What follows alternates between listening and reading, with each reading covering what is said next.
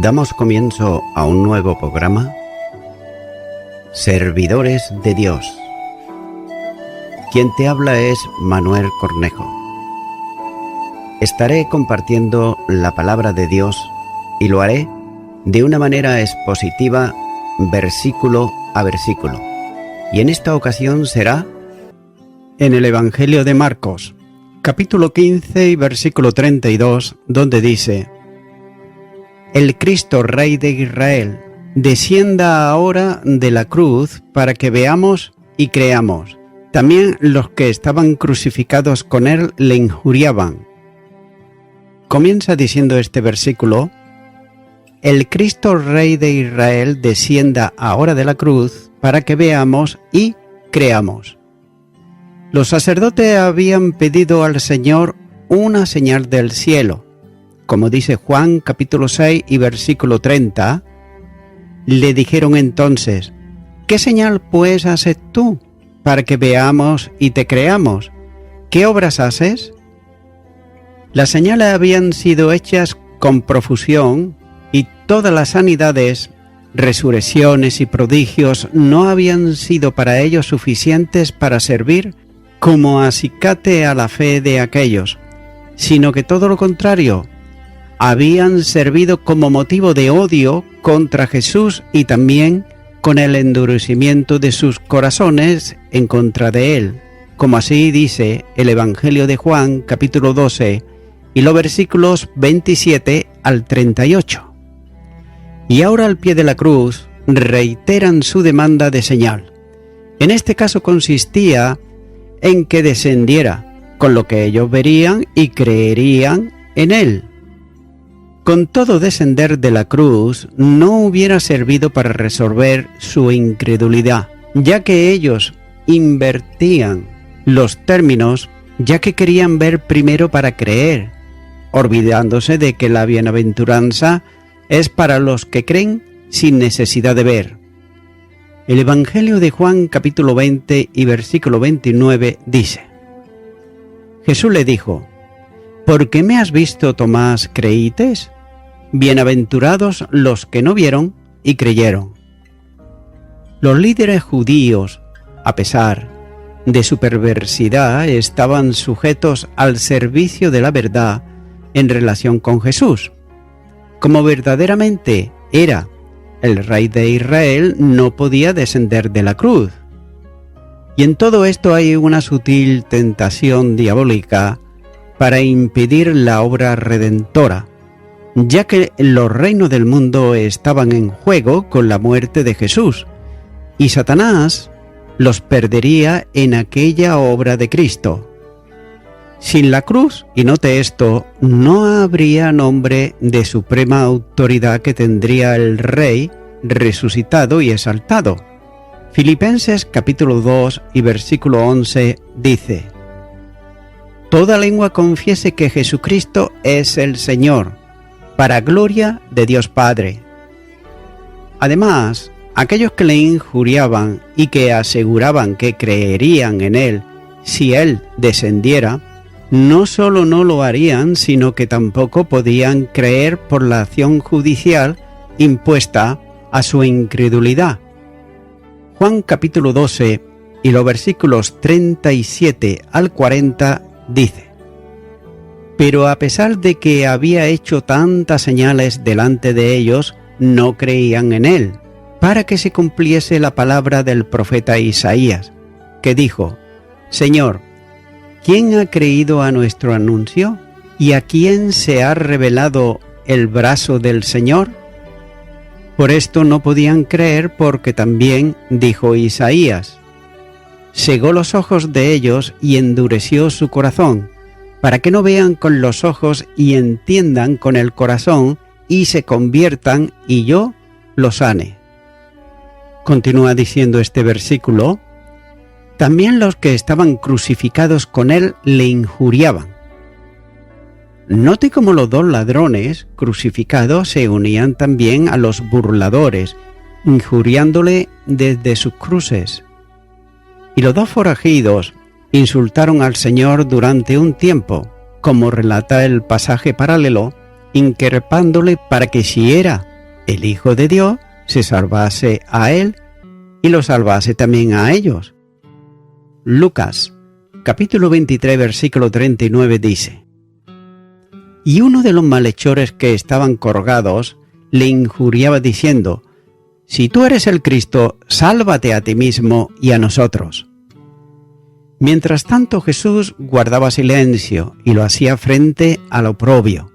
En el silencio de sus labios había una oración en la que remitía su causa al que juzga justamente. La primera carta de Pedro, capítulo 2 y versículo 23 al 24 dice: Quien cuando le maldecían no respondía con maldición, cuando padecía no amenazaba, sino que encomendaba la causa al que juzga justamente, quien llevó él mismo nuestros pecados en su cuerpo sobre el madero, para que nosotros, estando muertos a los pecados, vivamos a la justicia, y por cuya herida fuimos sanados. Cuanto más intenso fue el sufrimiento, mayor también fue el silencio del Salvador. Isaías, capítulo 53, versículo 7, dice: Angustiado él y afligido, no abrió su boca. Como cordero fue llevado al matadero, y como oveja delante de sus trasquiladores, enmudeció y no abrió su boca. Note cómo Cristo no amenazaba, sino que ponía en manos del Padre su situación, ajustándose en todo a lo que es propio de quien confía en Dios. El Salmo 37, versículo 5 dice: Encomienda a Jehová tu camino y confía en él, y él hará. Según Lucas, todo aquello causó impacto en uno de los dos ladrones, que sirvió para que aquel miserable confesase su condición y clamase por salvación. Lucas capítulo 23 y los versículos 41 al 42 dice: Nosotros a la verdad justamente padecemos, porque recibimos lo que merecieron nuestros hechos, mas éste ningún mal hizo. Y dijo a Jesús: Acuérdate de mí cuando vengas en tu reino. Jesús no era uno que moría justamente ajusticiado por sus delitos, sino el inocente Mesías que un día vendría en su reino. Y note cómo aquel ladrón clamó para que el Señor se acordase de él y no de su pecado, ya que no le pedía ocupar un lugar de honor en el reino, sino que simplemente de estar junto a él. Era la oración de un ladrón moribundo a un Salvador moribundo. Y note cómo al confesar su pecado y clamar por misericordia, manifestaba un acto de verdadera conversión, mostrando su fe en el Señor Jesucristo, ya que aquel delincuente dejó de pensar en la temporalidad de esta vida para fijarla en la gloriosa esperanza de la vida venidera. Este no era merecedor de nada, pero ya poseía todo por fe en Cristo Jesús. Y los burladores quedarían con la idea de que por cuanto moría no podía ser el Mesías, pero el ladrón, note, se había elevado en fe por encima del pensamiento de los sabios y religiosos de este mundo, recibiendo el consuelo y la certeza de la promesa del Salvador. Lucas, capítulo 23, versículo 43, dice: De cierto te digo, que hoy estarás conmigo en el paraíso. Continúa ahora con el versículo 33, donde dice: Cuando vino la hora sexta, hubo tinieblas sobre la tierra hasta la hora novena. La actividad en el lugar de la crucifixión fue intensa, y los soldados crucificaron y además sortearon la ropa y se burlaron de Jesús. También los que pasaban por el lugar le despreciaban, y los sacerdotes estuvieron escarneciéndole y vituperándole entre ellos. Por otro lado también los ladrones se burlaban de él. Pero la actividad en el Gólgota se vio interrumpida bruscamente a la hora sexta, las 12 del mediodía. En el momento de mayor intensidad de luz se hizo tinieblas u oscuridad sobre toda la tierra. No es posible determinar la extensión de las tinieblas, que pudieron ser sobre Judea e incluso sobre toda Palestina, y aún sobre toda la tierra. Lucas capítulo 23 y versículo 45 dice: «Y el sol se oscureció, y el velo del templo se rajó por la mitad». En la escritura el término tierra se refiere en muchas ocasiones a Israel, de modo que bien pudiera ser que las tinieblas cubriesen Jerusalén e incluso también Judea. Por otro lado, Marcos describe un acontecimiento sobrenatural, con palabras sencillas que corresponden a la realidad de un hecho histórico. El evangelista, con la precisión con que trata los asuntos de la pasión, precisa con detalle el comienzo y el término del tiempo de oscuridad, ya que el término debe de entenderse con la literalidad que requiere, como de un tiempo de oscuridad intensa, carente totalmente de luz, aunque también la palabra pudiera aplicarse a una oscuridad relativa. Sin embargo, en cualquier caso, la fuerza está en que en el momento de mayor intensidad de luz solar se hizo oscuridad. Por otro lado, los liberales, en su afán de demitificar la Biblia, procuraron buscar una explicación lógica a ese fenómeno.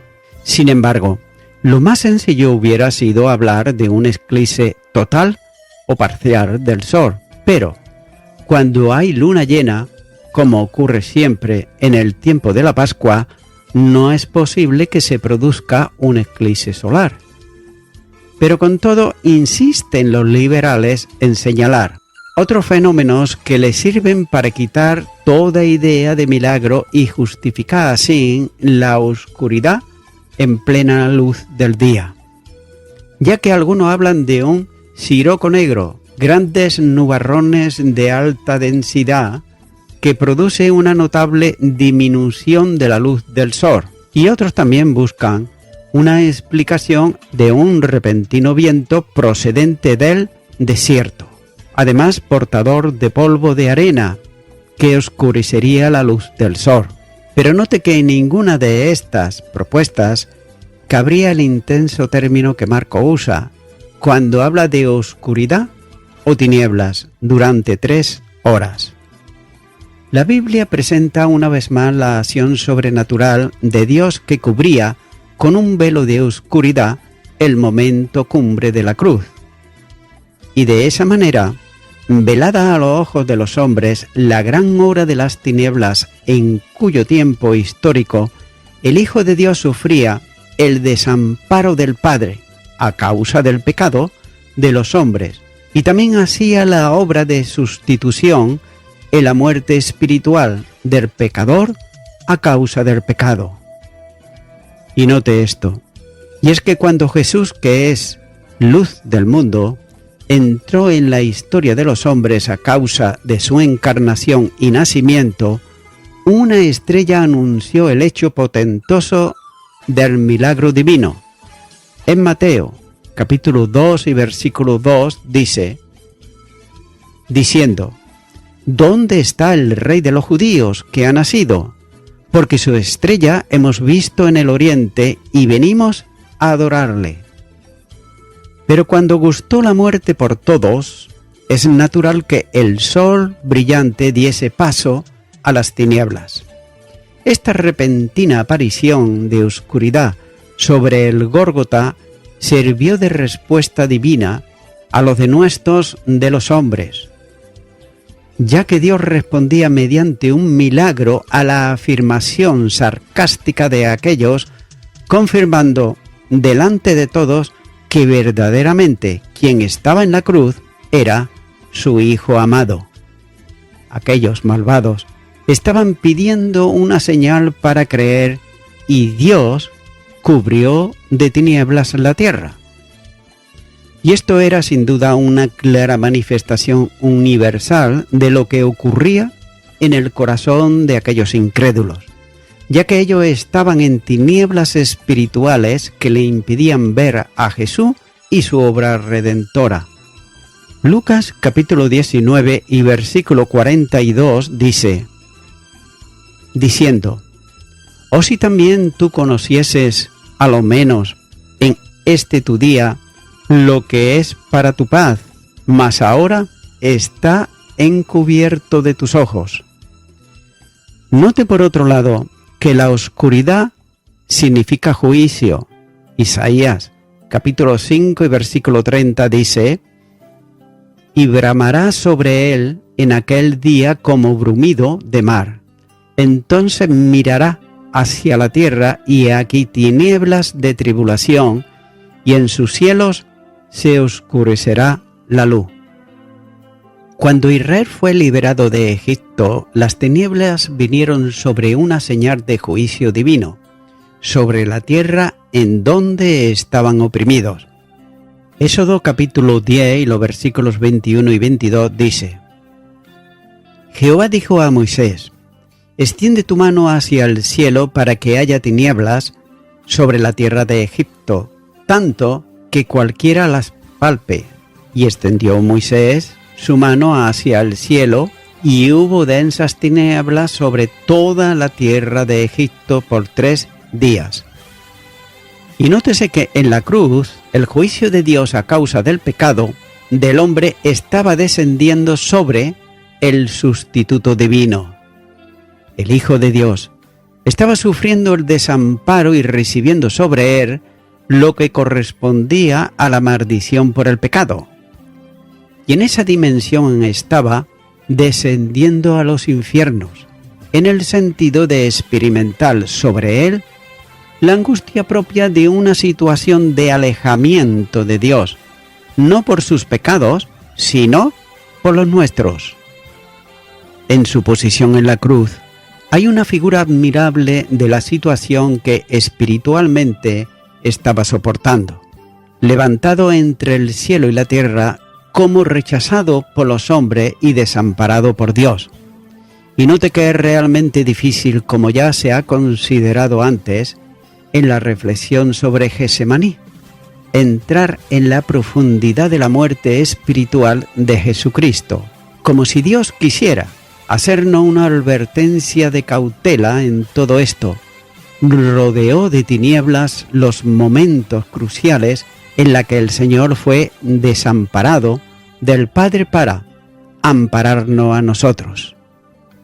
Dios resolvía definitivamente la situación penal del pecado y abría en Cristo, por Él y en Él, la puerta de acceso al perdón de pecados, posible por la obra sustitutoria del Salvador.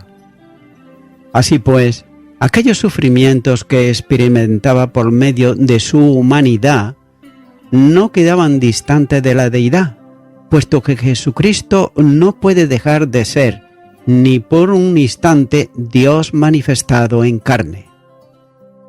Continúa ahora con el versículo 34, donde dice, «Y a la hora novena Jesús clamó a gran voz, diciendo, Eloi, Eloi, clama sabatani, que traducido es, Dios mío, ¿por qué me has desamparado?».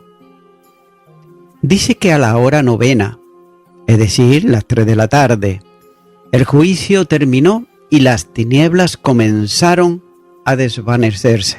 En este momento el Señor habló por 4ª vez. En esta ocasión Jesús clamó a gran voz, como si pidiera al cielo que oyese su doloroso grito. Y note que se dirigió a su Padre, exclamando, Eloi, Eloi, lama sabatani, que traducido es, Dios mío, ¿por qué me has desamparado? Estas palabras son de la versión aramea del Salmo 22, versículo 1, donde dice, Dios mío, ¿por qué me has desamparado? ¿Por qué estás tan lejos de mi salvación y de las palabras de mi clamor? El texto paralelo original, en Mateo capítulo 27, versículo 46, dice: cerca de la hora novena Jesús clamó a gran voz, diciendo: Elí, Elí, clama sabatani, esto es, Dios mío, ¿por qué me has desamparado? Está mostrando aquí la misma frase en hebreo, ya que con intensa agonía, el Hijo de Dios experimentó lo que nunca antes había conocido, es decir, el abandono de su Padre. Esa separación no fue una naturaleza o esencia, ya que el Señor Jesús nunca dejó de ser el segundo miembro de la Trinidad. Más bien fue una separación de la amorosa comunión que eternamente había conocido con el Padre, como así señala Juan capítulo 17 y los versículos 21 al 24. Y nótese que este es el único lugar en el relato del Evangelio en que Jesús se refiere a Dios por otro título diferente, a Padre, ya que el nombre repetido Dios mío, expresa el amor profundo y la añoranza por el Padre, mezclados con la agonía y el dolor de separarse de Él, ya que sin duda el Padre visitó el Calvario en juicio, pero estuvo ausente en consuelo. A diferencia de las tentaciones que Jesús soportó en el desierto y en el huerto de Getsemaní, después de las cuales el Padre envió ángeles para que ministraran a su Hijo, como así señala Lucas capítulo 22, versículo 43, donde dice: y se le apareció un ángel del cielo para fortalecerle. Aquí, sin embargo, ningún alivio se le ofreció a Jesús en la cruz. Esa es una descripción del infierno, en el cual la plena ira de Dios siempre está presente, pero el consuelo de su amor y misericordia están totalmente ausentes, ya que en la cruz el Señor Jesús soportó la realidad plena de los tormentos del infierno, incluso ser abandonado por su Padre. Y voy concluyendo con esto. Dice que a la hora novena, es decir, a las 3 de la tarde, exclamó Jesús a gran voz. Vemos aquí que es una prueba que Él no murió debido a la debilidad física, sino que Él entregó deliberadamente su propia vida. Juan, capítulo 10 y los versículos 17 y 18 dice: diciendo, Eloi, Eloi, clama sabatani, que declarado quiere decir, Dios mío, ¿por qué me has desamparado? Durante el periodo de estas 3 horas, cuando la oscuridad cubrió aquella parte del mundo, o quizás la tierra entera, Él llevó la pena del pecado de la humanidad en la cual el Padre Celestial no podía mirar, como así señala Habacuc capítulo 1 versículo 13 y Primera de Pedro capítulo 2 versículo 24. Amigo y amiga oyente, algunas personas dicen que no solamente Jesucristo murió en la cruz del Calvario, sino que también hubo muchos condenados a morir de ese mismo modo. Pero sin embargo hay algo notorio, y es, en primer lugar, que Él era inocente y fue juzgado injustamente. Y en segundo lugar, que Él no tenía absolutamente ningún pecado, pero sin embargo dio su vida a favor del pecador y la pecadora arrepentida. Es por eso que, mi amigo o mi amiga oyente, ahora yo te animo en esta hora a que tú puedas hacer una oración de fe para recibir a aquel que dio su vida en la cruz del Calvario, y que tú puedas tener, como aquel malhechor, creer que un día estarás con Él en el cielo. Por ello, te animo a que ores conmigo y repite ahí a donde estás y di: Señor Jesús, creo como aquel malhechor que un día estaré contigo en el cielo, pero no por lo que yo haya hecho, sino por lo que tú hiciste en la cruz del Calvario. Me confieso que soy una persona pecadora, y ahora en este momento me arrepiento de todos mis pecados, y te recibo a ti, Jesucristo, como mi único y suficiente Salvador. En el nombre de Jesús. Amén. Amigo y amiga oyente, si tú has hecho esta oración de corazón, te recomiendo que comiences a orar a Dios, en primer lugar, en el nombre del Señor Jesucristo. Orar a Dios no es rezar, sino que es hablar con una persona. También te recomiendo que leas la palabra de Dios y lo hagas a diario. Comienza, por ejemplo, con el Nuevo Testamento. Y también, por último, te recomiendo que para que puedas crecer espiritualmente, te congregues en una iglesia cristiano-evangélica, donde se predique, se enseñe y se practique la sana doctrina y la palabra de Dios. Congrégate ahí y con el tiempo podrás crecer espiritualmente y también servir al Señor Jesucristo. Que Dios te bendiga. Y a toda la audiencia, nuevamente ya me estoy despidiendo de todos ustedes y será hasta el próximo programa. Que Dios os bendiga a todos.